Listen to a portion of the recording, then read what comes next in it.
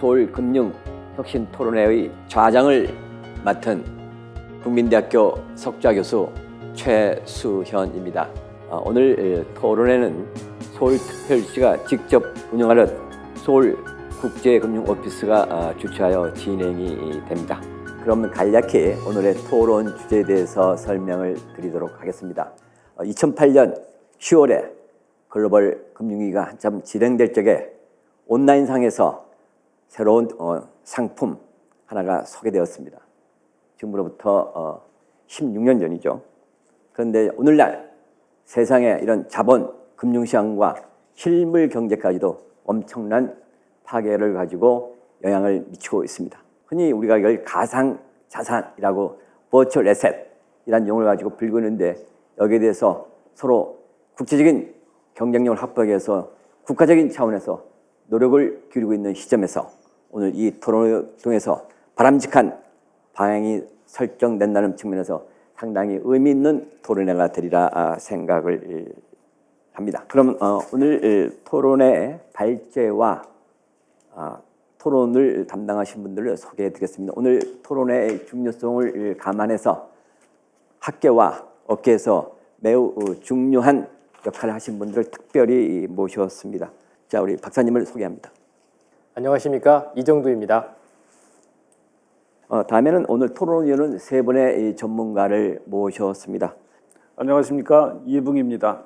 안녕하십니까, 한국디지털에셋의 조진석입니다. 반갑습니다. 안녕하세요, 주현철입니다. 오늘 바쁘신데도 불구하고 오늘 토론회에 함께하신 네 분께 특별히 감사 말씀을 드립니다. 먼저 금융연구원의 이정두 박사님께서 토론 주제에 대해서 개략적인 발표를 하고, 다음에 세 분의 토론위원님들께서 토론이 진행이 되겠습니다. 이정두 박사님의 주제 발표를 보도록 하겠습니다.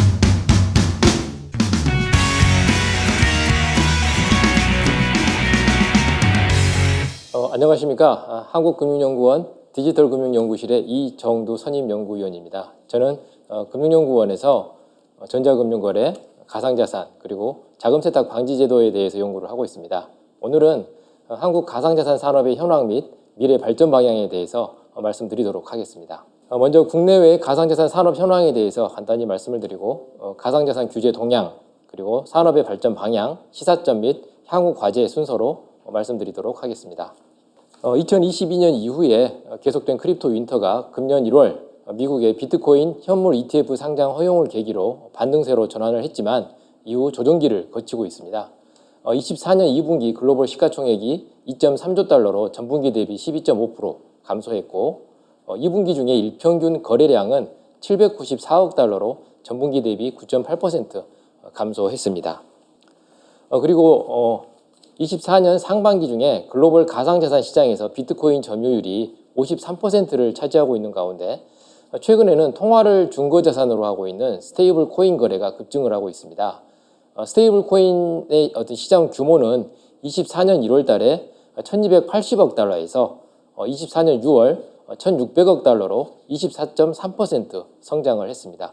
그리고 USDT의 발행사인 테더 같은 경우는 24년 1분기 중에만 45억 2천만 달러 수익을 거둔 것으로 알려졌습니다. 다음으로 국내 가상자산 시장 동향입니다. 23년 말 기준으로 국내 상장 종목은 총 600종, 그리고 시가총액이 43.4조 원, 일평균 거래 규모는 3.6조 원 규모에 달하고 있습니다. 최근에는 비트코인 가격이 급등하면서 24년 3월 11일 기준으로 국내 원화거래소 5곳의 가상자산 거래량이 무려 18.1조 원을 기록하면서 같은 날 코스피 거래량 8.9조 원의 2배를 기록하기도 했습니다. 2023년 말 기준으로 국내 유통 가상자산 수가 총 600종인데 이 중 단독 상장 종목이 332종목으로 절반 이상을 차지를 하고 있습니다. 그리고 또 단독 상장 종목 중에 32%인 107종이 시가총액 1억 원 이하이고 28%는 10억 원 이하인 소규모 종목이 되겠습니다. 그리고 23년 말 기준으로 등록 계정 수가 총 1,816만여 개, 그리고 이제 고객 확인을 거쳐서 실제 거래가 가능한 이용자가 645만여 개에 이르고 있습니다. 신고 가상자산 사업자 총 37개 중 영업종료사가 4개가 있고요. 또 자료를 제출하지 않은 곳이 4개가 있어서 제외가 되었습니다. 거래소가 22곳, 그리고 지갑 보관업자 7개 사업자, 그리고 거래소 총 종사자 수는 1,665명 수준입니다. 23년 하반기에만 총 영업이익이 2,693억 원, 그리고 원화 예치금은 4.9조 원 수준으로 나타났습니다. 다음으로 국내 가상 지갑 및 보관 사업 현황입니다. 신고된 지갑 보관 사업자 10개사 중 2개사는 영업을 종료했고 1개사는 자료 제출을 거부한 상태입니다. 총 수탁권은 10.9조 원 규모로 23년 상반기 대비 7.8조 원 급증을 했습니다. 고객 구성을 보면은 법인 고객이 126개사, 그리고 수탁 규모가 10.8조 원인데 반해서 개인 고객은 26만 명이지만 수탁권은 200억 원 수준에 불과합니다. 그리고 2023년 중에 매출은 230억 원이 있었지만 영업 손실을 37억 원 기록을 했습니다. 다음으로 가상자산 규제 동향에 대해서 말씀을 드리도록 하겠습니다. 가상자산 정책 및 제도 설계의 선결 과제입니다. 현재까지 가상자산에 대한 각국의 접근 방법이 다양하고 또 제도 정비가 지연되고 있는 원인을 4가지 정도로 정리를 해봤습니다. 첫째로 과연 가상자산이 자산인지, 그리고 법적 성격을 어떻게 봐야 할 것인지 조금 불분명한 이슈가 계속되고 있습니다. 국내 같은 경우는 세법이나 형법, 그리고 민법 등과 관련해서 이제 재산이라고 인정을 하고 있지만 과연 가상자산이 물건인지, 그리고 권리는 어떻게 인정하고 확보할 수 있을 것인지, 이런 부분들에 대한 논의는 학계에서도 계속 진행이 되고 있습니다. 실제로 힌만 미국의 SEC 기업금융국장인 힌만은 비트코인이나 이더리움 같은 경우는 충분히 탈중앙화되었기 때문에 증권이 아닌 것으로 판단되지만 다른 가상자산들은 아직 증권으로 볼 여지가 있다라고 이제 발언을 해서 힌만의 패러독스로 불리고 있는데요. 이 의미가 지금은 탈중앙화가 안 되었기 때문에 증권이지만 어느 순간 탈중앙화가 되면은 또 증권인 것이 증권이 아닌 것이 될 수도 있다라는 이제 해석이 가능하기 때문에 가상자산의 성격을 규명하기 어려운 어떤 그런 부분들을 보여주는 그런 발언이라고 생각이 됩니다. 둘째로 가상자산의 투기성을 고려할 때 가상자산 이용자의 보호 필요성이 있는지에 대한 논란도 계속되고 있습니다. 국내에서 가상자산 이용자 보호법이 제정이 되었지만, 그리고 또 시행이 되었지만 여전히 투자자라기보다는 이용자라는 용어가 계속 사용이 되고 있고, 또 가상자산이 실물 경제에 어떠한 효용이 있는지 이런 부분들도 아직 입증이 안 되고 있는 상황입니다. 다음으로 가상자산 이용자 보호와 관련한 이용자 보호와 또 관련 기술 산업의 육성 간의 균형점을 찾기 어려운 그런 부분도 있습니다. 산업을 육성하기 위해서는 모험 자본의 공급과 어떤 투기적인 거래의 용인이 일정 부분 필요하지만 이와 관련해서 그럼 이용자는 어떻게 보호할 것이냐라는 부분에 대한 균형점은 앞으로 계속 논의가 될 것 같습니다. 다음으로 집행의 어려움이 있는데요. 가상자산의 가상성으로 인해서 국가 간의 규제 관할이 불분명하고 또 집행력이 확보되는 그런 문제가 있습니다. 실제 국내에서 가상자산 이용자 보호법이 시행됐지만 최근에도 외국 거래소들이 국내에서 불법적으로 영업하는 부분에 대해서 가상자산 이용자 보호법을 집행하지 못하는 그런 한계들이 얘기가 되고 있습니다.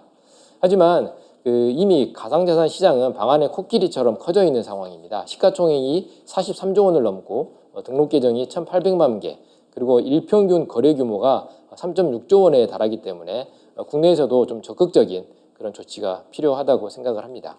가상자산 산업 관련된 주요 동향입니다. 최근 들어서 가상자산과 금융산업의 연계성이 증가를 하고 있습니다. 23년에 미국 실버게이트 은행 파산 등에 따라서 가상자산 시장 발 금융 시스템 안정성 위험 요인이 부각되었습니다. 그리고 2024년 1월 달에 미국 SEC 그리고 3월 달에는 영국의 FCA, 4월 달에는 홍콩 SFC 등이 가상자산 현물 ETF 상장을 허용을 했습니다. 이에 따라서 이제 기존의 전통적인 금융회사들이 가상자산을 보유하는 어떤 그런 규모가 급증을 하고 있습니다. 이에 따라서 이제 국제기구라든지 주요국에서는 가상자산 규제체계 정비를 서두르고 있는 상황입니다. 일례로 IOSCO라든지 BIS나 FSB 같은 주요 국제금융 감독기구들이 금융 시스템의 안정성, 그리고 금융기관의 건전성, 투자자 보호 등 다양한 관점에서의 규제 방향을 제시를 하고 있습니다. 기존에는 국제 자금 세탁 방지 기구인 페데프를 중심으로 자금 세탁 방지 규제 차원에서만 가상자산이 논의가 되어 왔습니다. 그리고 또 최근에 그 최초의 포괄적인 규제 법안으로 각국의 어떤 규제 지표가 될 수 있는 EU의 가상자산 규제법이 금년 7월부터 일부 시행이 됐고, 또 그동안 좀 보수적이었던 영국이나 홍콩 같은 경우도 관련 법제 정비를 좀 서두르고 있는 상황입니다. 아울러 그 차세대 금융 중심지 육성 전략으로 디지털 자산 인프라의 구축 및 관련 산업 유치 경쟁도 치열하게 진행이 되고 있습니다. 다음은 가상자산 ETF 허용과 관련 시장의 급성장 상황에 대해서 간단히 말씀드리겠습니다. 24년 미국 SEC의 비트코인 현물 ETF를 승인한 이후에 70종 이상의 ETF가 발행됐고, 또 280억 달러 이상의 자금이 관련 시장에 유입됐습니다. 또 이제 금융기관들이 720억 달러 규모의 비트코인을 보유 중인 것으로 분석이 되었습니다. 미국 같은 경우는 18곳의 기관 투자자가 비트코인 ETF를 1억 달러 이상 보유 중인 것으로 공시가 됐습니다.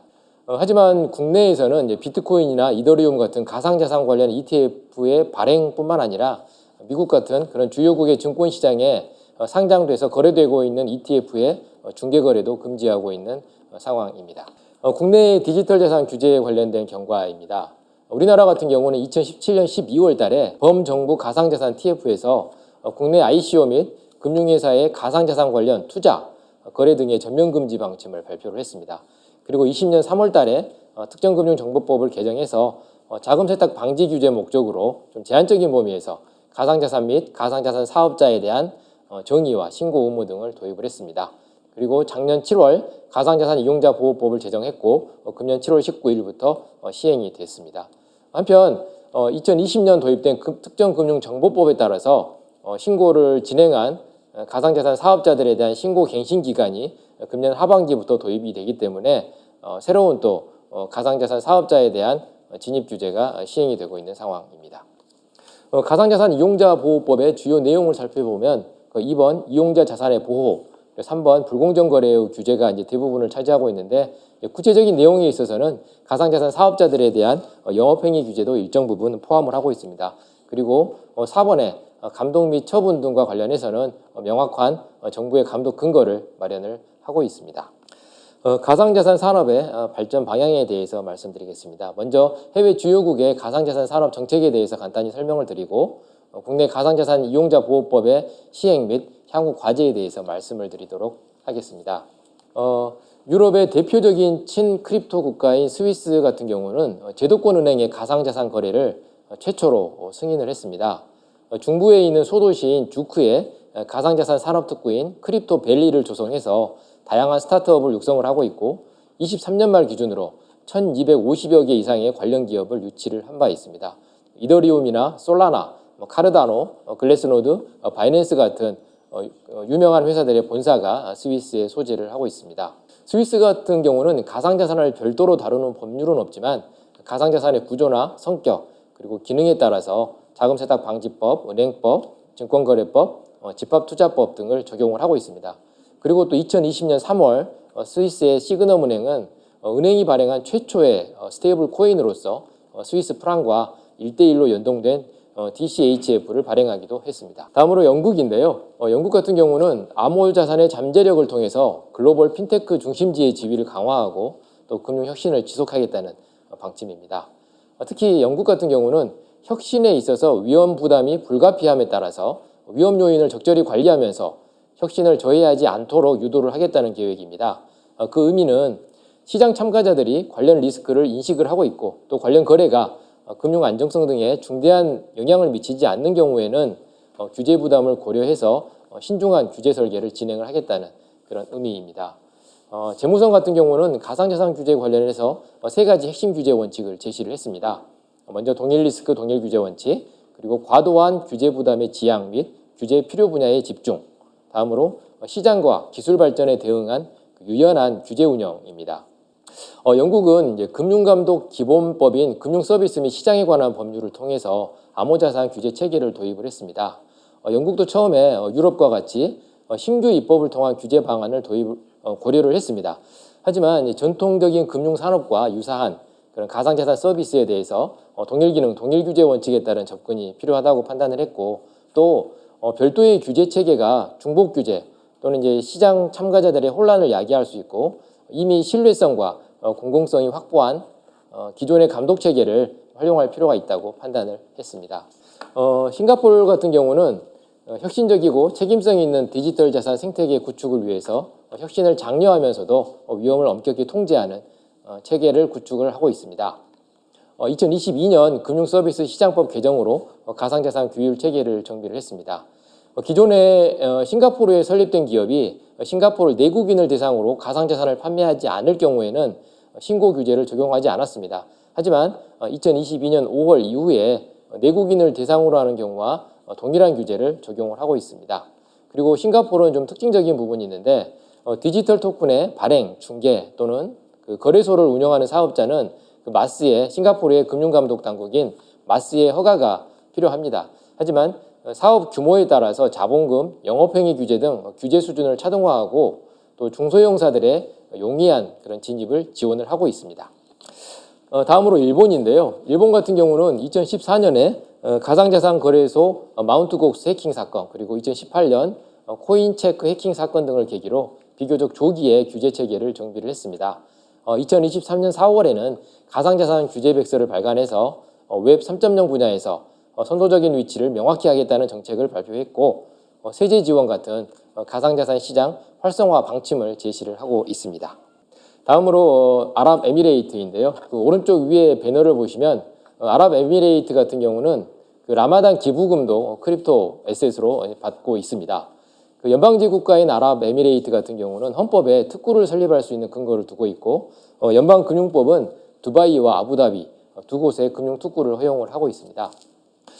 현재 두바이와 아부다비 간에 이제 글로벌 기업 유치 경쟁이 진행되고 있고 또 최근에는 싱가포르이 규제를 강화함에 따라서 관련 기업들이 아부다비로 사업 근거를 이전을 하고 있습니다.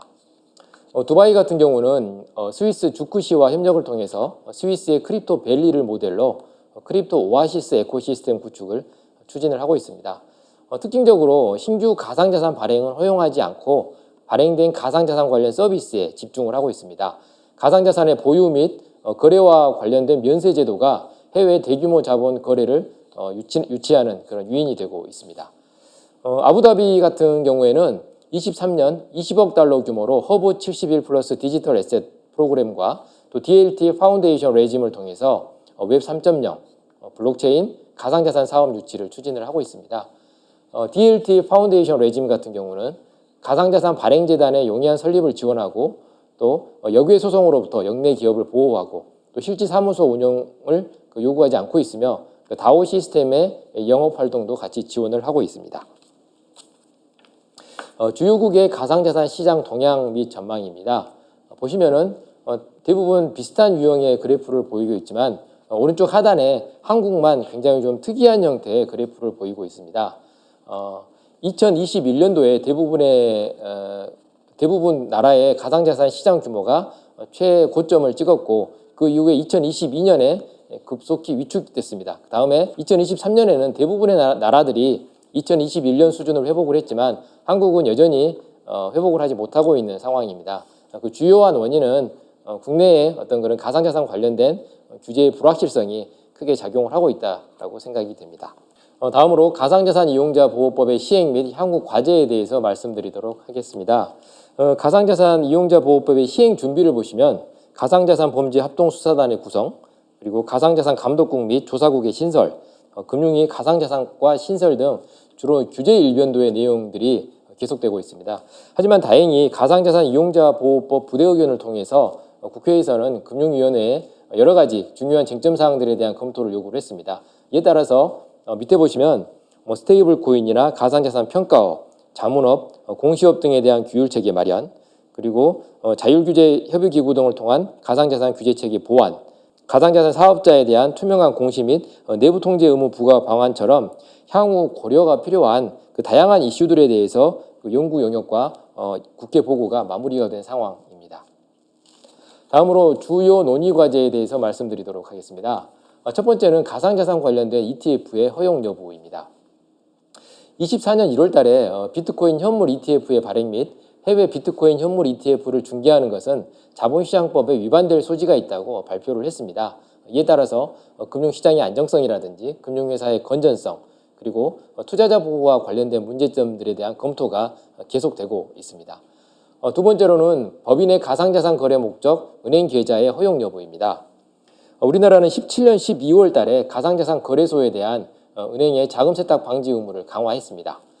그리고 가상자산 거래소에 대한 가상계좌 발급을 즉시 전면 중단했고 은행의 실명 확인 입출금 계정 서비스로의 전환을 유도를 했습니다. 이에 따라서 금융회사뿐만이 아니라 일반 법인도 가상자산 거래가 사실상 막혀있는 상황인데요. 법인의 가상자산 거래 허용은 업계의 수건 사업이라고 볼 수 있겠습니다. 다음으로 가상자산 산업의 범위입니다. 가상자산 이용자 보호법은 가상자산을 매매하는 행위, 다른 가상자산과 교환하는 행위, 그리고 보관, 관리, 이전하는 행위, 매매 교환을 중개, 알선, 대행하는 행위를 가상자산 산업으로 정의를 하고 있습니다. 반면 가상자산 사업자의 신고 매뉴얼에서 보면 거래업자, 보관 관리업자, 지갑 서비스업자 등으로 분류를 하고 있습니다. 산업 정책과 관련해서는 좀 보다 다양한 사업 유형을 포섭할 필요가 있다라고 생각이 됩니다. 다음으로 이제 국내 발행의 허용 여부 및 요건이 있습니다. 2017년 9월 달에 기술, 용어 등에 관계없이 모든 형태의 국내 ICO를 전면 금지하는 방침이 발표가 됐습니다. 그리고 22년 9월 달에는 이러한 ICO 금지에 대한 헌법 소원이 각하되기도 했습니다. 하지만 이제 국내 시장 현실을 고려한다면은 이런 7년 전에 어떤 그런 방침은 변경을 논의할 때가 되지 않았나 이렇게 생각이 됩니다. 다음으로 시사점 및 향후 과제에 대해서 말씀드리도록 하겠습니다. 먼저 시사점입니다. 앞서 보셨다시피 국가별로 다양한 하드웨어, 소프트웨어 모델이 존재를 하고 있지만 하지만 이제 베스트 프랙티스라고 볼 수 있는 그런 모델은 아직은 없다고 보여집니다. 기존의 금융규제법에 반영한 나라도 있고 또 별도로 입법을 한 그런 사례도 있고요. 또 이제 적극적으로 육성을 하는 경우, 소극적인 감독을 하는 경우, 금지를 하는 경우 등 접근 방법의 차이도 다양하게 있습니다. 다음으로 가상자산과 디지털 자산 생태계에 대한 그 이원화된 접근 방법이 있습니다. 디지털 자산 인프라 육성에 대해서는 공감을 하지만 가상자산에 대해서는 신중한 접근을 하고 있는 그런 모습들입니다. 특히 스테이블 코인이라든지 CBDC에 대해서는 금융 시스템 측면에서 적극적인 규제와 연구를 진행할 필요가 있습니다. 그리고 다음으로 동일 기능, 동일 규제의 원칙에 기반함에도 다양한 스펙트럼의 탄력적인 규제가 운영이 되고 있습니다. 투자나 지급결제, 유틸리티 토큰 등 가상자산의 실질적인 기능과 위험에 따른 제도 설계가 필요하다고 봅니다. 각 나라들이 굉장히 유사한 용어를 사용을 하고 있지만 실제로 들여다보면 국가별로 어떤 구체적인 접근 방법은 다양하게 나타나고 있습니다. 일례로 이제 차등적인 이용자 보호 사례인데요. 영국에서는 비트코인 ETF를 허용했다고 발표를 했지만 실제 보면은 비트코인이나 이더리움 같은 가상자산 현물을 허용하면서도 개인 투자자 거래는 불허하고 있습니다. 그리고 홍콩을 보면은 계좌 개설하기 전에 교육을 이수해야 되고 또 적합성 원칙을 적용을 해야 되고 또 개인별로 투자 한도 설정이나 리스크 고지 약정 체결 같은 굉장히 복잡한 제도를 운용을 하고 있습니다. 아울러서 일반 고객이 거래 가능한 그런 가상자산을 추가한다거나 또 거래 지원을 중단한다거나 종료할 경우에는 감독당국인 SFC로부터 사전에 서면으로 승인을 받아야 할 필요가 있습니다. 싱가포르 같은 경우도 그 마스는 일반 대중이 디지털 지급 토큰 관련해서 투자를 하지 않도록 공개적으로 광고를 하고 있습니다. 그리고 또 일반 대중을 상대로 하는 영업 자체를 제한하고 있기도 합니다. 끝으로 향후 과제에 대해서 말씀드리겠습니다. 첫째로 가상자산을 포함한 디지털 자산 전반에 대한 방향성 논의가 필요하다고 생각이 됩니다. 2017년 12월 달에 가상자산 ICO 전면 금지 방침을 발표했지만 이러한 방침의 유지 또는 수정에 대해서 공개적인 논의가 필요한 시점이라고 생각이 됩니다. 먼저 가상자산 산업을 육성, 관리, 금지 여부에 대한 사회적 합의를 바탕으로 산업법이 논의될 필요가 있다고 생각합니다. 다음으로는 국내 유통 가상자산의 국내 발행 및 해외 자본과 기술의 유치 방안을 고민을 할 필요가 있습니다. 경쟁적으로 레이스 투 더 바텀식의 규제 완화는 지속되기가 어렵다고 생각을 합니다. 하지만 국내 가상자산 시장 규모가 세계 1, 2위인 점을 고려한다면 ICO를 허용을 하고 동시에 합리적인 규제 방안을 마련하는 방안으로 전환하는 것을 고려할 필요가 있다고 생각합니다. 끝으로 가상자산의 가치성 입증을 위한 그 노력과 기회를 부여할 필요가 있습니다. 가상자산의 어떤 실물 경제적 효용은 입증되지 않았지만 시간과 기회가 좀 더 필요하다고 생각합니다. 좀 다양한 실험을 통해서 가상자산의 사회적 가치가 입증될 수 있도록 그 제한된 영역에서의 테스트베드 제공이 필요하다고 생각합니다. 그러니까 아울러서 가상자산의 유형이라든지 투자자의 분류라든지 내국인, 외국인, 법인 유형 등을 고려한 탄력적인 제도 설계도 얼마든지 가능하다고 생각합니다. 이상으로 한국 가상자산 산업의 현황 및 미래 발전 방향에 대한 발표를 마치도록 하겠습니다. 감사합니다.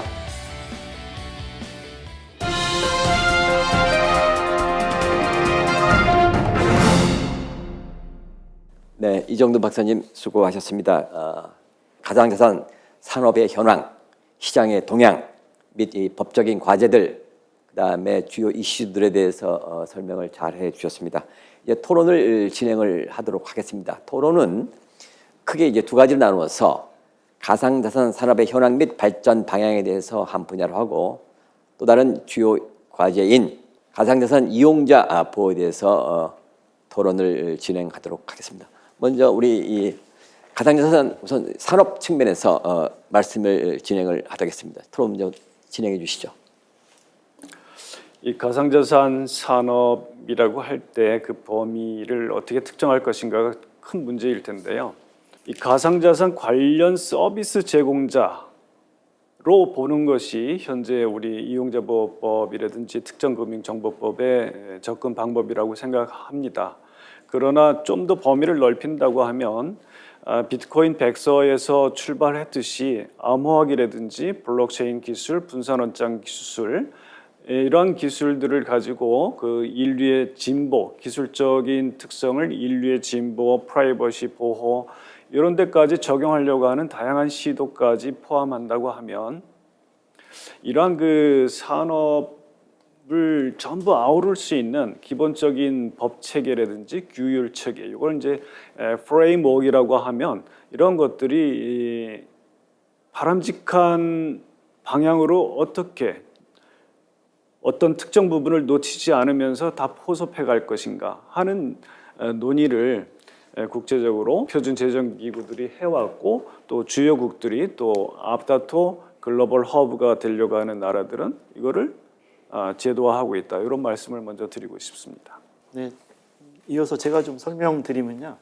국내에서는 가상자산 산업이라 하면 거래소를 아마 떠올리실 겁니다. 그런데 사실은 가상자산 사업은 거래소 위에도 아까 그 이정도 박사님 발표했듯이 보관사업자, 지갑사업자 이렇게 법적인 정의 외에도 평가회사, 그다음에 공시 이런 다양한, 그다음에 그 디파이 서비스라든지 다양한 플레이어들이 있는데, 국내에서는 그 특검법, 이용자보호법에서 너무 제한된 사업자 영역을 하고 있어서 오히려 산업적인 발달에서는 좀 저해 요인이 돼 있고, 그래서 아까 말씀드린 2단계 입법에서는 다양한 산업에 대해서 블록체인 관련 산업에 대해서 정의가 필요할 거고, 그거에 대해서 어떤 역할을 할 수 있는지 정의가 필요할 거고요. 이렇게 지금 특검법이나 이용자보호법에서 제한된 사업자 영역을 정의하다 보니까 지금 블록체인 관련으로 우리 내부 국내에서 많은 유능한 개발자나 사업을 할 수 있는 비즈니스 기획자들이 추가적인 사업을 할 수 없어 해외로 오히려 진출하는 그러한 상황이 발생되고 있고요. 그래서 저는 그 가상자산 사업자의 그 영역을 너무 국한돼서 보지 말고 다양한 플레이어들이 있다는 것을 인식하고 제도화가 됐으면 좋겠다고 생각합니다. 이상입니다.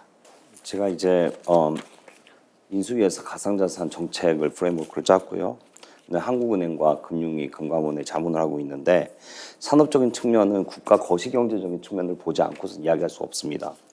국가는 기본적으로 자본은 한정되어 있고 돈이 어디로 흘러가야지 국민들의 부를 더 생산할 수 있는지, 그게 먼저 전제가 돼야 되는 거거든요. 그러면은 가상자산으로 돈이 가는 것이 좋으냐, 반도체 시장으로 가는 것이 좋으냐, AI 시장으로 가는 것이 좋으냐의 측면에서 봤을 때 우리나라가 지금 가상자산 시장이 전 세계 한 3위 정도 하는데, 일일 거래량이 60몇 조가 되고, 그 돈이 그러면 반도체 시장에서 과연 가상자산 시장으로 가가지고 했을 때 국가가 경쟁력이 생길 것이냐, 이 질문을 안 할 수가 없습니다. 그래서 매크로적인 측면에서 정부 정책 당국에서는 돈이 어디로 흘러가는지에 대해서 거시적인 관점에서 관리를 하고 있는 것이고 그 관리 감독이 과연 잘못됐느냐 잘하고 있느냐 이런 거는 이제 여러분들의 판단에 맡기겠습니다.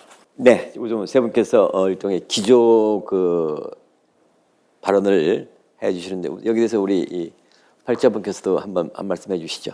네. 굉장히 그 가상자산 산업을 바라보는 시각은 다양한 것 같습니다. 그 사전적으로 어떤 제도의 틀을 묶어놓고 그 틀 안에서만 가상자산 사업자들이 어떤 서비스를 제공하고 활동할 수 있게 하기보다는 오히려 시장에서 그 다양한 그런 서비스들이 가능하도록 어떤 장을 마련해주고 규제가 필요한 부분에 대해서 이렇게 스페시픽하게 규제를 체계를 마련하는 것이 장기적으로 어떤 산업 발전을 위해서 이제 큰 도움이 될 수 있다고 생각을 하고요. 또 우리나라 가상자산 산업이 지금까지 살펴보면 굉장히 투기적인 거래 수요를 바탕으로 주로 이제 거래소 위주로 이제 발전을 해왔다는 부분은 부정할 수 없을 것 같습니다. 그래서 이제 앞으로는 조금 더 가상자산이 어떻게 실물 경제적으로 좀 기여를 할 수 있는지 이런 부분들을 입증해 가면서 발전할 수 있는 그런 기회의 장을 마련해 줄 필요가 있다고 생각을 합니다. 좋은 말씀입니다. 그러니까 가상자산이 금융 시장 산업 내지 실물 경제와 서로 연계돼서 상호 이제 보완 발전되기를 모두가 이제 기대를 하고 있습니다. 그런 의미에서 오늘 토론회가 마련됐다고 생각합니다. 그러면 현재 한국 가상자산 산업 시장 내지 산업에서 뭐 애로점을 얘기를 한다면 구체적으로 어떤 것들이 있을까요? 우리 일단 우리 제가 그 가상자산 사업을 지금 실제 영위하고 있어서 아마 제가 제일 애로점을 많이 알고 있을 것 같은데요. 일단 그 국내가 글로벌에서 거래량으로는 뭐 2, 3위도 가고 지금 한 8위까지 되고 그래서 뭐 지금 이용자 수가 600만이 넘고 이렇게 해서 엄청적으로 많이 활성화되어 있고 거래가 잘 되고 있고 또 산업적으로 발달이 돼 있다고 아마 오해를 하시는데 저는 반대로 생각하고 있거든요. 아까 발자장님 말씀하셨듯이 저희는 거래소 위에 거래의 중심적인 산업 구조고 사실 글로벌 비즈니스로 보면 이게 단순히 토큰의 투자 수단이 아니라 다양한 산업군으로 지금 펼쳐져 있고 그 산업군들이 다 유니콘 기업으로 다 성장돼 있습니다. 그래서 이걸 보시면 국내에서도 블록체인 업비트처럼 이런 거래소에 뛰어난 영역도 있지만 나머지 분야에서도 글로벌 기업들이 나와야 되는 거고 그런 글로벌 기업들이 결국은 해외에서 자본을 끌어들이는 거거든요. 이게 하나의 수출의 기반이지 단순히 투자 목적으로만 보지 않았으면 좋겠고요. 그래서 이렇게 시각이 다르다 보니까 저희 산업함 입장에서는 지금 대한민국은 국내 위주의 시장이 되다 보니까 시장이 산업적으로 발달될 수가 없습니다. 개인이 하다 보니까 전부 거래소의 투자 위주로의 트랜잭션만 일으키는 거고 법인들이 들어와야지 법인이 꼭 투자 목적이 아니어도 몇 년 전 얘기를 들으면 NFT 한번 얘기를 드려볼게요. 22년도에 한창 NFT가 활성화되어 있고 그 국내 대기업들이 웬만하게 다 진출하려고 노력을 했었는데 사실 NFT를 발행하고 중개했다는 거는 NFT를 발행하고 받는 수수료들이 다 블록체인에서 있는 토큰으로 받게 되는데 대기업들이 토큰을 받았는데 국내에서 거래가 안 되다 보니까 이걸 어디다 교환을 해서 재무제표에 원화로 해서 반영을 할 때 못하게 됩니다. 그러니까 정상적인 비즈니스 목적으로 코인을 수익으로 매출로 발생했는데 이거를 현금화할 수 있는 경로가 없다 보니까 사실 대기업들이 산업에 진출할 수가 없는 거죠. 그러니까 법인이 못 들어오면서 왜곡돼서 개인 시장만 되는 거고 그래서 저는 이쪽 업무를 하면서 제일 어려운 부분이 국내에서는 가상자산을 바라보는 인식이 투기나 투자 목적을 하다 보니 산업의 발전이 없고 산업의 발전이 없다 보니까 또 한편으로 블록체인을 갖고 뭐 실증적인 사업을 해낸 게 뭐냐 우리 현실의 서비스하고 접목되는 게 뭐냐 사실 이건 기관들이 들어와서 서비스를 개발하고 해야 되는데 그런 부분들이 약하다 보니 영세한 사업자들이 그냥 토큰 발행하는 거에 급급해서 RCO에서 투자 목적으로 하는 왜곡된 시장이 돼 있고요. 그래서 제가 다시 정리를 해드리면 국내에서는 산업 발전을 하기 위해서 가장 어려운 점은 일단 법인 시장에 대한 진출이 지금 어려움이 있다는 거고 그다음에 제도적인 불명확성입니다. 지금 제도적으로 이용자 그러니까 거래소에 대한 이용자에 대한 것만 특검법 이용자 보호법에 있는 것이 나머지 산업들에 대해서는 어떻게 진출하고 사업을 해야 되는지가 불분명합니다. 그래서 두 가지 법인들이 들어오기 어렵다. 그다음에 제도적인 불명확성이 산업 발전에 큰 저해 요인이 되고 있다. 이렇게 설명드릴 수 있겠습니다. 네, 우리 반론은 아니고 좀 제가 느끼는 바를 이제 설명을 드리자면, 그러니까 대한민국의 이제 경제 모델은 수출 주도의 모델입니다. 그래서 이제 외형 관리가 굉장히 중요하고 환율이 안정적이 되어야지 기존에 있는 우리나라 이제 삼성이라든지 뭐 LG라든지 이런 기존의 산업들이 이제 해외 수출이 가능한 것이거든요. 그래서 이 법인 계좌를 열어줬을 때 생기는 리스크가 뭐냐면, 우리나라에 이제 있는 원화들이 해외로 유출될 가능성이 상당히 많아진다. 우리가 그걸 관리 감독할 수 있을 것이냐라는 퀘션은 분명히 있는 것 같아요. 그런데 이제 세계 자본시장은 이미 하나가 되어가고 있고, 그다음에 이제 주식시장이라든지 이런 부분도 우리나라 국민들이 얼마든지 나스닥이라든지 이런 해외 거래소에서 거래를 할 수 있기 때문에 더 이상 쇄국적인 방침으로 가서는 미래에 대비할 수 없는 거는 같습니다. 그런 부분이 이제 분명히 있고, 그다음에 이 수출 주도형 모델이라서 우리나라가 싱가포르를 많이 예를 드시는데, 싱가포르는 한 90% 아마 금융산업일 거예요. 80-90%. 우리나라는 금융산업이 차지하는 비율이 한 20% 정도 될 겁니다. 그러니까 완전히 반대쪽이 있거든요. 금융시장이 좀 더 발전을 하고 자본시장이 생산성이 좋아지면 우리도 그런 여건이 돼서 좀 더 전향적으로 생각할 수 있을 것 같아요. 그런 부분이 또 하나가 있고, 그다음에 마지막으로 이제 법안의 포섭 가능성. 그러니까 1차 법안을 이제 충분히 만들어야 되지 않겠느냐, 이런 이제 말씀이 좋은 지적이신데, 이제 실무적으로 들어가다 보면은 법안이라는 것은 국회 소위를 거쳐가지고 여야가 협의해야 되는 상황입니다.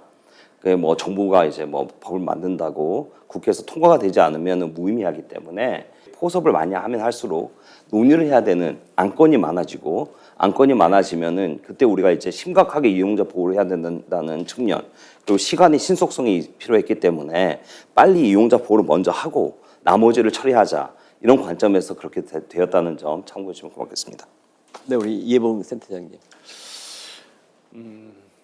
저는 이제 좀 크게 봤으면 좋겠다는 생각을 하는 것이, 이 두바이하고 아부다비가 지금 이제 석유가 고갈될 수 있거든요. 그러면 석유 없는 경제를 어떻게 꾸려나갈 것인가라고 하는 고민을 했고, 그 결과 경제 자유지역, 그다음에 허브 71이라든지 디지털 애셋 관련해서 글로벌 리더십을 확보를 해서 그로부터 창출되는 재산을 축적해 가겠다, 국민의 부를 축적하겠다, 이런 그 전략을 세운 것이고, 또 하나 유럽 연합인 경우에는 27개의 나라가 멤버십이지 않습니까? 이제 회원국인데, 이 27개 나라들에 적용될 디지털 금융 전략을 세운 것이죠. 2020년에 이미 세워서 이 디지털 금융 전략 하에 관련 법들, 이 도대체 디지털이라는 게 뭐냐, 디지털로 가치 권리를 표시한다고 하는 디지털 레프리젠테이션이라는 개념이 뭔가, 이거를 암호자산이라고 특정을 하고, 그러면 암호자산이 기존에 있던 증권이라든지 채권이라든지 국채까지 나가서 이런 실물 자산까지 디지털로 표시하는 방법이 되지 않을까 하는 고민을 해서 이미 2023년부터 우리가 이제 도입하려고 하는 토큰 증권법 있지 않습니까? 전자증권법 개정안과 유사한 규제 샌드박스법을 이미 2023년 1월부터 이제 시행을 하고 있는 것을 볼 수가 있고, 또 유명한 암호자산 시장에 관한 법률이죠. 그 미카 레귤레이션을 2020년 9월에 제안을 해서 23년 5월 말에 이제 제정을 하고, 금년 24년 6월 말부터 이렇게 시행을 하고 있고, 본격 시행은 이제 2026년 7월 1일부터 본격 아주 완전히 시행 단계로 갑니다만, 이런 것도 유럽 연합이 뭐 데이터 경쟁도 많이 하고 있지 않습니까? ICT 관련 산업 미국하고. 이러다 보니까 또 미국에서는 가만히 있을 수 없다 해서 대통령이 행정명령을 내렸지 않습니까? 바이든 대통령이 행정명령을 내리면서 이거 국가적으로 전략이 필요하다. 그래서 각 부처는 기한을 줄 테니까 한 180일 아니면 230일 이내에 대통령 보좌관한테 보고를 해라. 어떻게 국가적으로 전략을 세울 것인지. 왜냐하면 전통적인 금융에서도 미국이 글로벌 리더십을 확보하면서 그 벌어들인 돈을 가지고 혜택은 미국 시민들이 받다는 거죠. 이런 접근을 디지털 금융 쪽에서도 리더십을 확보할 필요가 있다. 그래서 위험이 있으면 위험에 걸맞는 규제 장치를 적용을 하면 되고, 이것을 위험이 도대체 어느 정도인지 금융 안정성에 미치는 것, 지급 결제 시스템에 미치는 것, 금융 소비자에게 미치는 위험, 이런 것들을 식별하고 완화하고 해소하면 되지 않겠느냐라고 하는 동일 위험, 동일 행위, 동일 위험, 동일 규제, 이런 그 원칙들을 적용하면서 새롭게 디지털 금융에서도 그 글로벌 허브, 글로벌 리더십을 확보해 가보자, 이런 생각들을 하고 있는 것이 좀 큰 틀에서는 달리 볼 필요가 있지 않을까 하는 그 말씀을 좀 드리고 싶습니다. 예. 좀 그 네, 말씀하시죠. 몇 마디 이제 첨언해 드리자면 좀 제 이해붕 실장님과 좀 다를 수도 있는데, 제가 이해하기로는 바이든 행정부의 행정명령은 안보실에 보고하게 된 겁니다. 국가안보실. 즉 미국의 위협으로 크립토커런시가, 가상자산이 미국의 안보의 위협이 될 수 있기 때문에 그런 부분에 있어서 면밀히 검토해서 제재를 가하는 것이고, 그 이후에 수개월 후에 이제 바이낸스 조사가 시작되고 CG가 6조 원의 철퇴를 맞게 됩니다. 그리고 미국은 여러 가지 행정명령과 조사를 통해서 수조 원대 혹은 수천억 원대 벌금을 부과하고 있어요. 매년 한 50여 건이 됩니다. 근데 한국은 사실은 뭐 우리가 가상자산 뭐 업자들에게 벌금을 부과한 게 총액을 더해봤자 매년 미비한 금액이고, 그런 이제 정책적인 툴이 없기 때문에, 정책적인 툴이 없는 상황에서 이 시장을 이끌어 간다는 것이 상당히 좀 애로사항이 있고요. 두 번째는 뭐냐면은 이 여러 기관들이 미국 같은 경우에는 권한을 분할해서 가상자산을 관리 감독합니다. 예를 들어 증권성 검토라는 것은 미국의 이제 커먼라 시스템이기 때문에 법원에 넘길 수가 있어요. 이게 증권입니까 하고. 그럼 SEC는 자유롭죠. 법원이 판단해 주면 되니까. 근데 한국은 금융위원회가 판단하지 않으면 법원이 판단할 수가 없습니다. 그러니까 금융위원회가 모든 리스크를 안고 가는 거거든요. 그리고 또 미국은 CFTC라고 이제 선물거래소, 현물거래소와 SEC가 관할권 다툼을 하고 있어요. 근데 한국금융위원회가 스테이블 코인만 한국은행에 줬지 나머지는 모든 리스크를 안고 있기 때문에 행정당국이 그 리스크인데 뭐 하시죠 이렇게 생각할 수도 있겠지만은 조심스러울 수밖에 없습니다. 그런 부분도 좀 참고해 주십시오.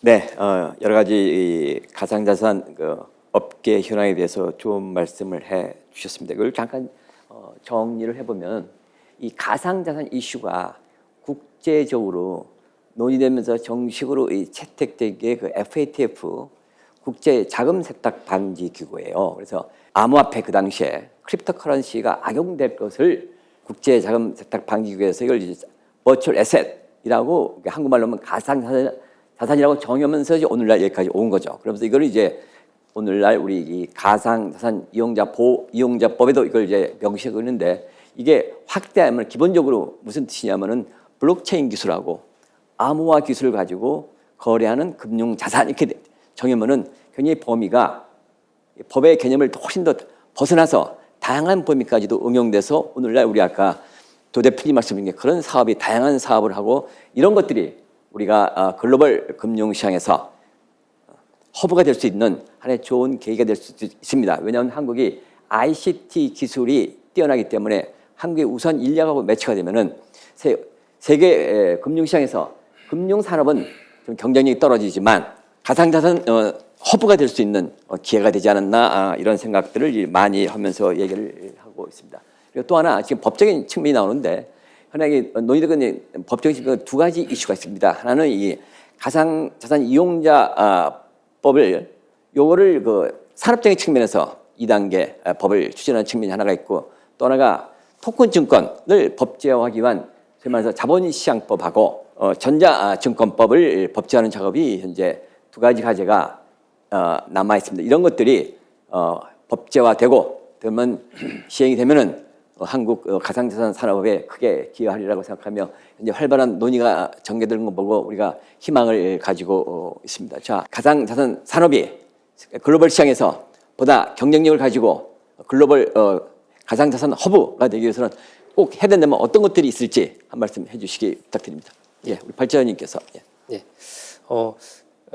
굉장히 그 가상자산 관련해서는 산업과 시장과 이용자 보호를 따로 떼어놓고 생각을 할 수는 없을 것 같습니다. 특히 이제 그 최근에 이제 그 국제 가상자산 관련된 컨퍼런스가 우리나라에서 열렸는데 외국에서 이제 온 사람들이 당황을 했던 것 중에 한 가지가 한국에서 ICO를 할 수 없다는 부분이 굉장히 그 당황스러운 그런 포인트였습니다. 시장 규모는 이제 세계 최고 수준인데 정작 그 거래되는 가상자산이 국내에서 발행된 게 없다. 이런 부분은 굉장히 좀 기형적으로 발전한 그런 시장이라고 볼 수 있습니다. 특히 또 이제 국내에 이제 상장된 그런 이제 가상자산 그 통계를 보면은 제가 앞서 이제 말씀드렸다시피 32%인 107종이 1억 원 미만이고요. 또 28%인 92종이 10억 원 이하로 굉장히 그 소규모인 그런 가상자산들이 많습니다. 이렇게 봤을 때 이제 제 생각에는 자본시장 같은 경우도 보면 이제 그 공모하고 사모로 시장을 나눠서 좀 더 자유롭게 자금을 조달하고 활동할 수 있는 그런 사모 시장이 있고 또 엄격한 이제 투자자하고 시장 규제가 적용되는 이제 공모 시장으로 차별화해서 운용을 하고 있듯이 우리나라도 일단 ICO를 좀 허용을 하고 또 이것과 함께 좀 시장의 어떤 이해관계라든지 금융시장의 어떤 그런 파급 효과가 작은 이런 부분들에 대해서는 어떤 규제 샌드박스를 통해서 좀 차등적으로 접근할 필요가 있지 않나 이렇게 생각을 하고 있습니다. 네. 이 글로벌하게 보면 여러 가지 시도가 있는 것 같습니다. 이게 이제 가상자산, 버추얼 에셋이라고 하는 스펙트럼만 보더라도 말씀하신 이제 스테이블 코인이 있지 않습니까? 스테이블 코인은 기존의 알고리즘 기반의 스테이블 코인도 있고 법정화폐 기반의 스테이블 코인도 있고 이것을 아예 극복하기 위해서 CBDC라고 해서 중앙은행이 디지털 형태로 발행하는 스테이블 코인 아니 법정화폐죠. 법정화폐를 토큰화한 것 이런 것들을 쭉 볼 때 그리고 일반재, 암호자산, 가상자산이 있을 수 있고요.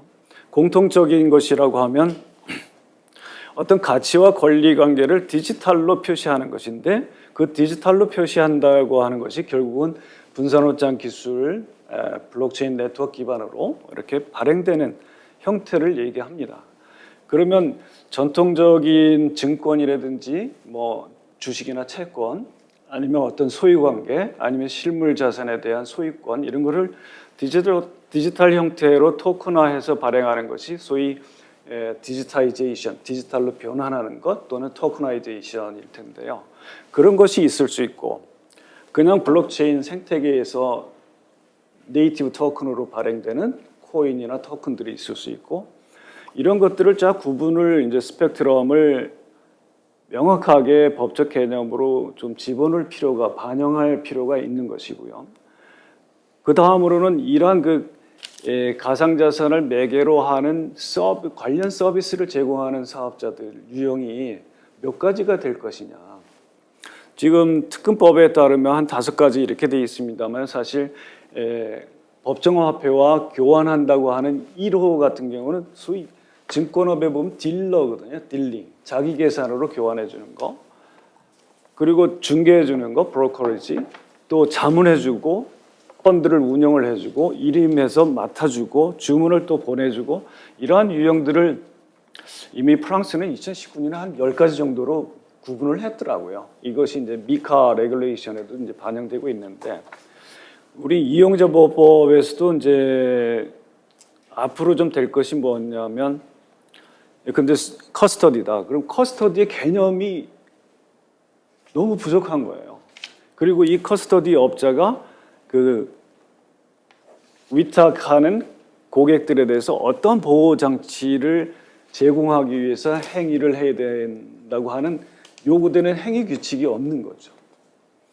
저희 같은 거래 플랫폼, 거래소인 경우에도 그 행위 규칙들이 다양하게 뭐 심지어 이해상충 요소까지 그거를 완화하는 요소까지 포함을 해서 또 사이버 보안 대비해서 해킹 대비해서 보안 시스템을 높은 수준으로 유지하라는 것까지 포함을 해서 이런 것들이 이제 사업자 유형이 갖춰지면 지금 1단계 이용자보호법에서 도입한 뭐 이용자 예치금 보호, 가상자산 보호, 시장에서의 불공정 거래 금지, 감독 당국의 막강한 감독 검사 제재 권한, 불공정 거래 조사 권한, 이것과 이제 맞물려서 저 발행 시점부터 풍부한 유동성과 이 뛰어난 블록체인 기술 개발업자들이 이 자금 조달 창구에서 만날 수 있게끔 해주되, 증권 발행 신고서를 내듯이 이 가상자산의 발행 단계부터 이 시장의 풍부한 유동성이 이 역량 있는 블록체인 개발자들 네트워크와 만날 수 있게끔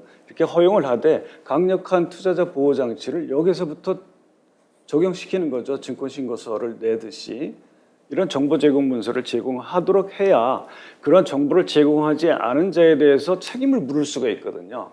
이러한 그 요구되는 어떤 행위 규칙이라든지 장치가 있어야 그걸 안 지킨 자에 대해서 법적 책임을 물을 수 있게 된다고 하는 그런 관점에서 발행, 유통, 또 관련 서비스 제공자, 시장에서의 매매 거래 양태, 형태, 이런 것들, 심지어 감독 당국이 혼자서는 힘드니까 공익신고 보호자 장치까지 도입을 해서 시장에서의 벌어지는 부정 부당 행위를 당국에 통지를 해서 알려주면 당국이 그걸 토대로 해서 더 강력한 법 집행 단계로 나아갈 수 있게끔 이런 것을 전부 아우르는 것이 기본 체계가 아닌가, 이런 생각을 하고요. 이미 뭐 글로벌하게 많이 그렇게 좀 진행이 되고 있고요.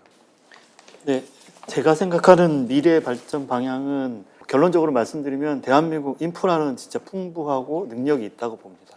그래서 그 제도적인 불명확성만 좀 걷어주시면 아마 될 것 같고요. 제도적인 불명확성은 인식의 차이라고 봅니다. 사실은 감독 당국이 우려하는 것도 저희 업계에서 잘 이해하고 있고요. 우려만 하고 있는데 그 리스크를 어떻게 테이킹하고 보완하고 관리할까에 대해서 중점을 주고 시행을 법을 같이 만들어야 되는데, 리스크가 있으니까 이거는 건드리지 말자는 스탠스가 좀 강한 것 같아서 좀 아쉬움이 있고요. 그래서 아까 변호사님 말씀하신 거에 몇 가지 첨언을 드리면서 제가 결론을 내도록 하겠습니다. 아까 두 가지 여러 가지 법인 관련으로 말씀하실 때 삼성이나 현대나 이런 대기업들이 가상자산에 진입했을 때 외화 유출이라든지 이게 블록체인이니까 이게 통제가 탈중화돼 통제가 어렵다고 이렇게 말씀하시는데, 사실 그런 측면도 있는데, 오히려 사실은 현재 지금 대한민국의 가상자산 사업자는 전통적으로 완전 중화된 사업자라고 보시면 됩니다. 특히 저희 커스터디나 뭐 거래소 같은 경우에는 모든 자금의 흐름을 다 FI에 보고를 하고요. 일정 금액 이상이 되면. 그다음에 바습길이 아닌 외부 반출이 되는 그 전송이 있을 때는 트래블을 다 적용이 받아서 이게 어느 목적으로 누군가 가는지 다 확인이 됩니다. 특히 저희 같은 경우에는 저희 커스터디 사업자인데 100% 법인 거래만 하고 있는데, 저희 법인의 거래 내용, 입출금 현황을 다 FI 보고를 하고 있고요. 그래서 오히려 투명하게 관리가 되고 있습니다.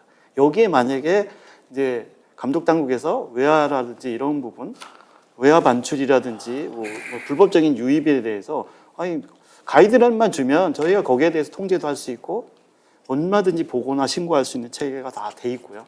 현재 다 그런 인프라도 다 갖추고 있습니다. 그리고 세 번째, 지금 이쪽에 들어오는 투입된 법인들의 자금이 AI나 뭐 이렇게 반도체나 뭐 그런 산업군도 갈 수 있죠, 당연히. 그게 이제 일반적으로 볼 때는 뭐 훨씬 경제적으로 도움이 될 수 있다고 보는데, 근데 이 블록체인을 하나의 금융산업이라고 생각하시면 금융산업에 투자를 해서 이 산업을 발전되면 그 금융 시스템을 통해서 그 수익이 창출된다는 부분도 있거든요. 그래서 여기에 그러면 여기에 가장 큰 저희들하고 감독당국의 갭이 뭐냐? 감독당국은 그 비트나 이더나 뭐 쓸모가 있는 코인을 보는 게 아니라 지금 말한 ICO를 제대로 하지 않고 돈을 투기 목적으로 막 발행해서 불법적인 수단으로 자금 모집하는 이런 것까지 전체를 다 포괄하는 가상자산 사업자로 보니까 이거 괜히 허용했을 때 이 시장이 더 혼란스럽고 그 다단계나 사기성의 투자자 피해가 막 심한 거 아니냐, 이렇게 생각하고 있거든요. 그러니까 저희가 요구하는 가상자산이나 뭐 용어로 뭐 암호화폐, 디지털 자산 여러 가지가 있지만, 제가 생각하는 가상자산은 그 검증된 코인이나 검증된 시스템이나 검증된 사업자에 국한돼서 보자는 거죠. 오히려 이걸 검증을 해주고 여기까지는 검증이 됐어. 여기까지는 사업이나 이 영역에서는 가능해. 그럼 지금 새로운 시도되는 ICO나 이런 것들은 샌드박스나 이런 걸 허용하고, 그리고 여기에서 수용되지 못하는 이 불법적인 부분들은 싹 정리를 해서 오히려 시장을 투명하게 건전하게 가지고 있도록 리드를 해야 된다고 봅니다. 결론적으로 말씀드리면 인프라나 쪽 개발자나 산업적인 역량은 저는 글로벌에 뒤지지 않다고 보고 있고요. 그래서 미래 발전 방향은 이걸 하나의 금융 산업으로 좀 인식을 해주셨으면 좋겠다. 이게 제 결론입니다. 가상자산이 일일 평균 거래량이 65조인데 그러면 650조가 돼야지 만족을 하는 건지 100조가 돼야지 만족을 하는 건지 구체적으로 수치로 한번 생각을 해보시면 좋을 것 같아요. 그게 일일 거래량 65조라는 금액은 거의 코스피의 한 60-70%에 해당하는 금액일 겁니다. 그게 충분히 육성이 안 되고 있다라고 주장을 하시는 건지 전 잘 모르겠고요. 그 다음에 이제 우리나라가 정말 혁신적인 코인을 개발했으면 바이낸스에 상장하면 되죠. 한국이 규제를 세게 했으면. 근데 바이낸스에 상장 못하면서 한국에 상장 못한다고 제재가 심하다. 이건 또 아닌 것 같습니다. 그 다음에 이 ICO를 제가 알기로는 ICO가 금지가 안 되고 있고요. 빗썸에도 올해도 이제 여러 개 이제 코인들이 상장된 것으로 알고 있고, 정부 정책은 점점 ICO를 허용하는 방향으로 가고 있습니다. 다만 ICO를 누가 판단해서 허용을 해줄 것이냐, 그 결정권자가 누가 될 것이냐, 거래소가 해야 되느냐, 정부가 해야 되느냐, 이런 부분에는 상당한 이견이 있기 때문에 그 접점을 좀 찾는 과정이 있는 것으로 알고 있고요. 이 충분히 규제가 되고 있고 투명하다면 오늘 신문에 가상자산 사기 금액 1조가 넘었는데 이게 다 우리가 범죄를 발견하는 게 아닙니다. 가상자산은 모니터링이 안 되고 있어요. 공식 규정도 없었습니다. 우리가 적발하는 거는 아마 10분의 1 수준일 거예요. 그럼 이 10조의 그 피해액을 뭐 5조라고 해도 국민들이 보고 있다면은 당국이 그럼 충분히 준비됐으니 더 육성하십시오 이렇게 해야 될까요? 그 어느 정도가 적당한 선인지는 투자자들이 판단해 보시고 생각해 보시면 좋을 것 같습니다. 네, 지금까지 이 가상 자산 산업의 발전 방향 측면에서 토론을 해주셨습니다. 감사합니다. 이걸 잠시 정리를 해보면은 몇 가지로 요약이 되겠습니다. 첫 번째, 이 가상 자산에 대한 인식의 전환이 필요하겠다. 이런 투기의 과거에 실패 사례가 있었지만 투기의 대상보다는 건전한 자산으로서 인정을 하도록 한다. 했으면 좋겠다 하는 거하고, 또 이런 면에서 이 가상자산에 대해서 정책 당국에서 규제, 이게 또 좋지만 물론 규제 이런 경우에도 명확하고 투명한 규제가 따라와야 되겠죠. 규제와 함께 이런 지원이 활성화되면 좋겠다. 그래서 이 가상자산 산업의 범위를 외연을 넓혀가지고서 우리가 보다 경쟁력이 제고될 수 있도록 하는 정책 당국의 이런 지속적인 노력이 필요하다는 점을 하고, 또 하나 이렇게 되면은 가상자산 산업이 금융산업과 실물 경제와 연계돼 가지고서 글로벌 차원에서 보다 경쟁력을 확보할 수 있다고 생각합니다. 이렇게 가상자산이 산업적인 측면에서 활발하게 되면은 그에 따라서 나오는 것이 이제 가상자산 이용자, 금융 소비자 같은 경우는 소비자라는 용어를 쓰는데 여기 이용자라는 용어를 쓰고 있어요. 그래서 가상자산 이용자 보호법도 제정됐습니다. 그래서 가상자산 이용자 보호를 위해서 뭐가 아쉽고 어떻게 해야 되고 이런 것에 대해서 또 토론을 진행을 하도록 하겠습니다. 먼저 우리 발전 전문가께서 다시 한번 말씀 한번 해주시죠. 예, 알겠습니다. 방금 이제 그 좌장님께서도 이제 말씀해 주셨고 앞서 이제 토론자분들께서도 다양한 말씀을 해주셨는데 이제 공통적으로 이제 저희들이 볼 수 있는 부분이 뭐 소비자, 이용자, 투자자 굉장히 다양한 그런 용어들이 사용되고 있습니다. 이제 그 말은 현재 아직도 이제 가상자산의 어떤 그런 정체성에 대해서 가상자산 산업을 바라보는 시각들이 굉장히 다양하게 있다는 어떤 그런 상황이고, 그래서 이제 좀 컨센서스를 만들어가기 위해서 좀 더 시간이 필요한 그런 과정이라고 생각합니다. 이제 먼저 이제 그 가상자산 이용자에 좀 포커스를 맞춰서 좀 생각을 하면은 저는 이제 예전에 그 미국의 행정법 교수인 긴스버그 교수가 썼던 글이 있는데요. 어떤 표현이었냐면 한국에서 사업을 할 때는 한국의 어떤 규제 당국에 그 파터널리즘에 대해서 조금 유의를 할 필요가 있다. 파터널리즘이 뭐냐 하면은 이제 국민들에 대해서 어떤 국민들이 투자라든지 어떤 국민들의 어떤 경제 활동에 대해서 이제 국가가 마치 이제 부모가 자식을 대하듯이 돌보고 가르치고 이제 가이드를 끌어줘야 된다는 어떤 규제 철학이 한국에서 이제 크게 작용을 하고 있기 때문에 외국 기업이 한국에 가서 사업을 하다 보면 이제 그런 부분들에 당황을 할 수 있다라는 이제 굉장히 좀 현실감 있는 그런 지적을 했었습니다. 근데 이제 제가 최근에 이제 연구를 하다가 이제 영국의 어떤 그런 방침 관련해서 좀 가슴에 와닿는 표현을 봤는데 영국 같은 경우는 가상자산 정책 관련해서 이제 혁신에 있어서 위험 부담이 불가피하다는 부분은 인정하고 넘어가야 된다. 그래서 시장 참가자들이 이제 관련 리스크를 인식을 하고 있고 또 이제 관련 거래가 금융 안정성 등에 중대한 영향을 미치지 않는다면은 그 범위 내에서는 좀 그 시장이 원활히 작동하고 다양한 실험을 할 수 있는 기회를 줘야 되지 않느냐 이런 표현을 했었고요. 그런 차원에서 봤을 때 우리나라 같은 경우는 어떻게 보면 규제 일변도로 좀 진행이 되고 있는, 그러니까 이용자를 보호를 해야 된다. 그리고 이용자 투자자도 아니고 아직은 이용자 단계일 뿐이다.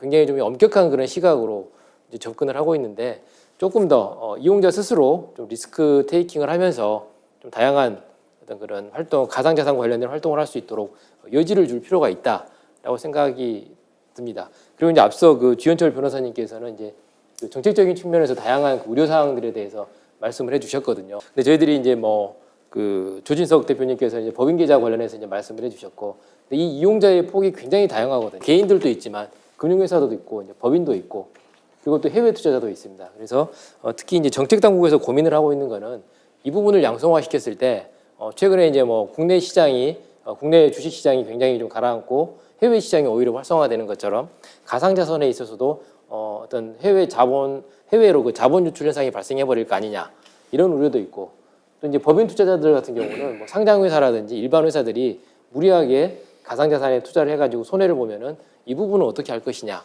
이런 굉장히 그 복합적인 그런 이슈들이 있거든요. 그만큼 이제 이용자층도 다양하고 굉장히 그 봐야 될 문제점들도 많은데 이제 그런 차원에서는 좀 차별화된 시각에서 좀 그 이용자 수준에 맞는 어떤 그런 보호 제도를 세팅하면서 좀 접근을 하면 좀 더 낫지 않겠나 이렇게 생각을 합니다. 네, 좋은 말씀 감사합니다. 예. 저는 이용자, 고객, 영업 이런 관점에서 한번 말씀을 드리고 싶습니다. 이 블록체인 네트워크의 분산 원장 기술로 이루어진 기반으로 하는 네트워크에 참여하는 자들을 참여자 또는 유저라고 합니다. 거기 유저라고 하는 용어에서 이용자라고 하는 용어를 가져왔던 것 같이 생각이 듭니다. 그러나 이 가상자산 관련 서비스 유형을 이렇게 보면 고객을 위하여 하는 서비스가 있고요. 고객을 대신해서 하는 서비스가 있고 고객을 상대로 하는 서비스가 있습니다. 고객을 상대로 사고 파는 딜링 업무가 있을 수 있고 고객을 위해서 대신해서 해주는 커스터디가 있을 수 있고 고객을 위해서 하는 것이 매매 중개, 브로커리지 같은 위탁 또는 위탁의 중개 뭐 이런 주문의 전달 이런 것들이 있을 수 있는데 이런 각 유형별로 이제 필요한 장치들이 명확히 설정될 필요가 있는 거죠. 그래서 고객을 위해서, 고객을 상대로, 고객을 대신해서 하는 서비스, 관련 서비스 제공 유형이 어떤 것이 있을까? 그럼 거기에 따라서 영국 말씀하셨듯이 위험을 식별 가능한 상태로 유지를 하면서 그거를 최소한도로 낮출 수 있는 제도적인 장치가 무엇일까? 이것이 규제이죠. 규제는 누구든지 법적으로 특정되는 행위 주체라고 하면 반드시 지켜야 할 규칙과 제도지 않습니까?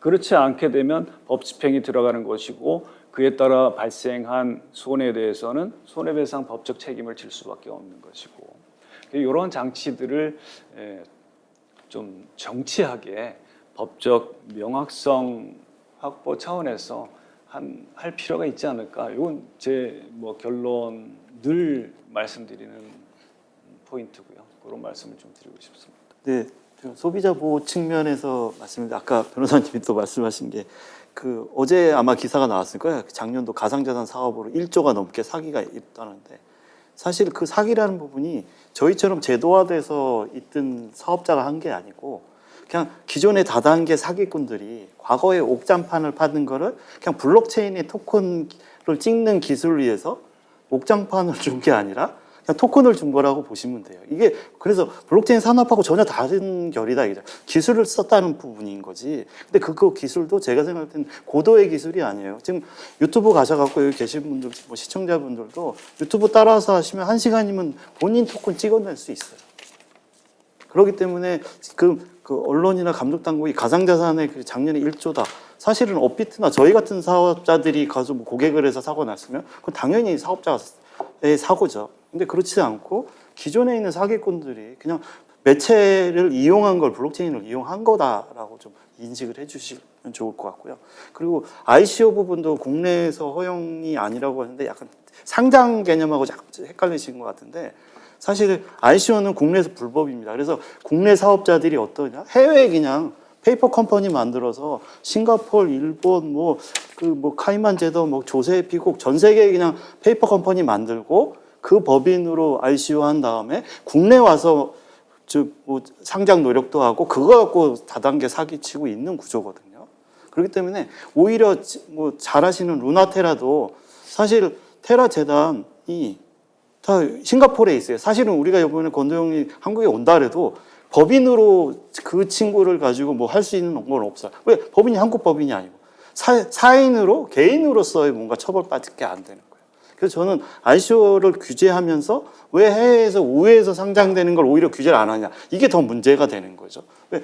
그 상장한 재단에 대한 통제나 관리는 못 하면서 국내 상장을 허용하니까 대부분 다 이렇게 우회해서 다 상장하고 있고.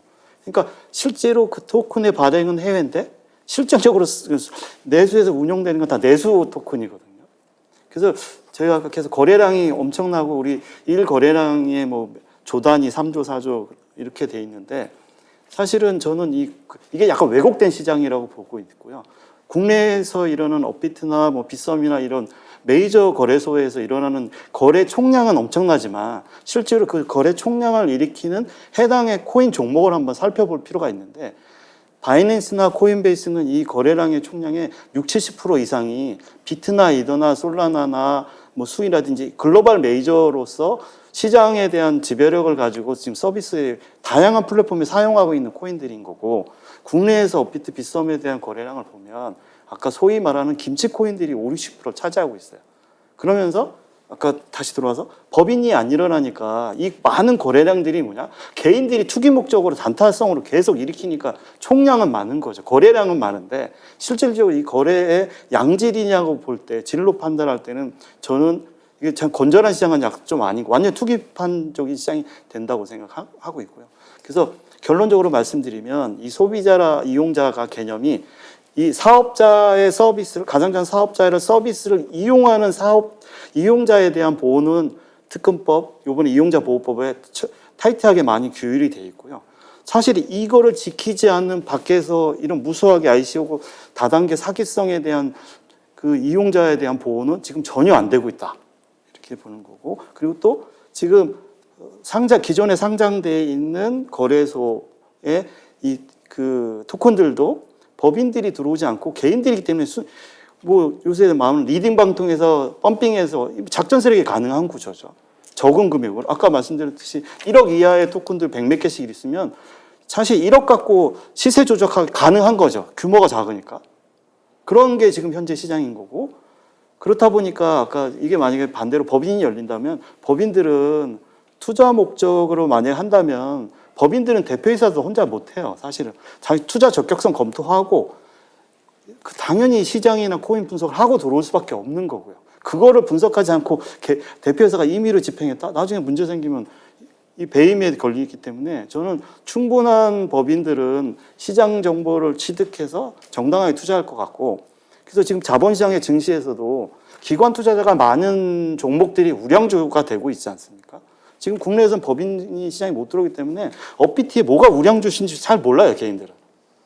그리고 그러다 보니 리딩방이나 카톡방 해서 누가 추천 뿌리면 막 들어가게 되고 만약에 법인들이 들어서 건전한 투자 시장이 되면 법인들이 다수 보유한 종목들이나 토큰들이 일반 개인들이 볼 때는 저게 좀 안전하니까 저렇게 이렇게 기관들이 많이 보유를 하고 있구나 이렇게 돼서 오히려 소비자 이용자 보호 측면에서 기존 사업자에 있는 쪽은 규제가 돼 있고 오히려 기존 가상자산 사업자의 영역에 들어오지 않는 영역에서 사건 사고가 일어난 거가 더 중요한 역할이 되고 있고 소비자 피해가 훨씬 크다. 지금 사실 21년도 이후에 특검법 이후로 가상자산 사업자 37개 신고된 이후로 사업자를 통해서 그 이용자나 투자자한테 피해된 건 없어요. 근데 이번에 아쉽게도 폐업을 하면서 반환 절차가 제대로 되는 이런 이슈는 있지만 사실 3년 동안 운영한 37개사가 소비자나 이용자에 의해서 손해를 끼치거나 이거 사기성으로 일으킨 건 없어요. 사업자가. 이런 측면에서 소비자 보호에 대한 부분이 제도권에 있는 거냐 아닌 거에 대한 구분을 좀 져주신 거고 그 제도권 아닌 건 좀 철저히 단속해야 되고 뿌리를 뽑아야 된다고 생각합니다. 그리고 제도권 내에서도 그럼 이용자 보호를 하기 위해서는 지금 법률적으로 많이 보완이 돼 있으니 이거를 더 강화할 수 있으면은 시장의 프리웨어를 다양성을 놓줘야 된다. 저는 그렇게 생각합니다. 이상입니다. 이게 제가 이해하는 거라고 너무 다르셔서 제가 좀 설명을 드리면 사기 거래 1조 원이 넘는 거래 그 금액은 모 대형 거래소 모 회사의 원모 회장이 시세 조종과 여러 사기 행위를 통해서 수백억 수천억의 금액을 이제 사기를 한 걸 포함합니다. 그러니까 뭐 거래소 특정 집단이 뭐 했다 이거보다는 이 산업 안에서 일어나는 여러 형태의 사기를 포함한 거기 때문에 그게 무슨 다단계로만 사기를 친다 이렇게 생각하시면 안 되고요. 가상자산은 아직도 굉장히 위험에 노출되어 있습니다. 이걸 규제하거나 우리가 모니터링할 수 있는 능력이 없어요. 다 자율공시입니다. 자율공시도 없어요. 심지어 공시 읽어보면 거래소에 무슨 말인지 몰라요. 솔직히 들어가서 읽어보시면 이게 뭐지? 그러면 이제 투자자 입장에서는 어디선가 정보를 얻어야 되는데 옆에 있는 사람한테 듣든지 리딩방에 가든지 뭐 이렇게 가게 되는 거죠. 그러면은 잘못된 정보에 현혹되기 쉬운 생태계에 있다. 그 부분은 있는데 우리나라 투자자들은 손해를 보면은 정부에 좀 의지를 해요. 이거 좀 배상 일부라도 받기를 원하시니까 100% 당신들 책임하에 하십시오. 이렇게 하기도 좀 민감한 상황입니다. 난감한 상황입니다. 그 부분은. 그다음에 이게 ICO 관련해서는 이게 한국 회사들이 한국에서 발행인들이 이제 상장을 하는 거를 왜 그 해외 거래소를 통해서 들어가는 그런 이유는 해외 거래소 인정을 받으면 그거 일단 먼저 그 배려를 둔 거죠. 왜냐면 한국에서 누가 그럼 결정할 거냐? 거래소에 맡기냐? 아직 충분히 신뢰할 수 있는가? 정책 당국에 그런 의문이 있는 것 같고 그렇다고 정부가 할 거냐? 그럼 나중에 책임을 어떻게 지겠습니까? 그래서 한국인들이 발행한 코인은 상장이 되나 우회 상장을 하는 경우가 많은 거는 사실인 것 같고요. 그런데 이제 그런 부분들이 차차 한번 정리가 될 겁니다. 그래서 제가 이제 오늘 토론을 하면서 제가 무슨 규제주의자처럼 보여가지고 그런데 저는 그렇게 생각을 해요. 이 블록체인이 우리에게 정말 획기적인 혁신적인 가능성을 입증을 했는가? 전 잘 모르겠어요. 아직은 솔직히 말씀을 드리면. 그러나 세상은 데이터 중심의 세상으로 변하고 있습니다. AI가 되면 데이터가 기름처럼 쓰여질 것이고 자기가 생성한 데이터가 권리가 개인에게 가야만 합니다. 그리고 페이스북 같은 데 내가 올리는 데이터가 이게 노동인지 노는 건지 좋아요가 이런 건 잘 지금은 노는 것처럼 보이지만 사실은 수익을 창출하면 페이스북은 내가 올린 사진들에 의해서 인스타그램도 마찬가지지만 돈을 벌고 있는 것이거든요. 그럼 그런 수익도 분배가 돼야 되는데 누가 얼마만큼의 유효한 정보를 제공했느냐 이거는 이제 사람마다 차별이 될 것이고 그걸 이제 블록체인에 담아야 되는데 지금 현존하는 블록체인 기술에서는 그 데이터 양을 충분히 소화할 수가 없습니다. 그래서 그 기술적인 업그레이드가 한번 돼야 될 것 같고 그러면은 좀 무궁무진한 가능성이 있지 않을까 그렇게 생각합니다. 네, 지금 가상 자산 이용자 보호와 관련해서 여러 가지 측면에서 말씀을 해 주셨습니다. 제가 몇 가지를 역시 한번 정리를 해보겠습니다. 우선 이제 ICO 얘기가 나오는데 우리 ICO는 우리 조 대표님께서 아주 정확하게 현재 한국적인 상황에 대해서 명쾌하게 설명을 해 주셨습니다. 가상자산 그 거래 근본에서는 제가 그걸 들으면서 이런 생각이 났어요. 우리가 2010년대 초반에 파생 상품이 거래가 세계 1등이었어요. 1위 수준이었어요. 그렇다고 해서 한국이 파생 상품 시장의 세계 글로벌 리더라는 소리는 안 해요. 그렇죠? 그래서 현재 이 가상자산 거래도 세계적인 수준인데 이게 진정 제가 몇 번 강조하는 가상자산 산업과 시장에 있어서 글로벌 리더가 되기 위해서 무엇을 해야 될 것인가. 그래서 우리 토론을 하고 있는 거란 생각을 제가 해봤습니다. 그래서 또한 가상자산 이용자 보호를 하기 위해서는 정책 당국도 아까 말씀하신 제도권 내 가상자산 사업자에 대해서 그들에 대한 보호와 규제들도 필요하지만 제도권 밖에 소위 말해서 지금 얘기했던 뭐 이런 사기, 가상자산 코인을 이용한 이런 불법 사기에 가까운 이런 뭐랄까요 조직이랄까요 여기에 대해서도 철저한 단속과 그다음에 통제가 필요하다는 말씀을 하셨습니다. 정말 적절한 말씀이라고 생각합니다. 그래서 또한 가상자산 이용자들도 우리가 금융상품을 고를 적에 몇 시간 동안 금융사 소개하는 금융사 직원들하고 상담도 하고 필요하다면 녹취도 하고 그렇습니다. 그죠? 그래서 그런 식으로 가상자산에 대해서도 이건 눈에 보이지도 않아요. 그죠? 아무 글자도 없습니다. 그래서 여기에 대해서 이런 법률 관계라든지 이 성격이라든지 여기에 대해서 이런 알려고 하는 노력을 더 많이 해야 되겠다 하는 생각을 해봤습니다. 또 하나는 이 블록체인과 관련해서 우리 인터넷이 www가 90년 만에 등장하면서 어떻습니까? 지금은 모든 생활 근처에 가까이 있어요.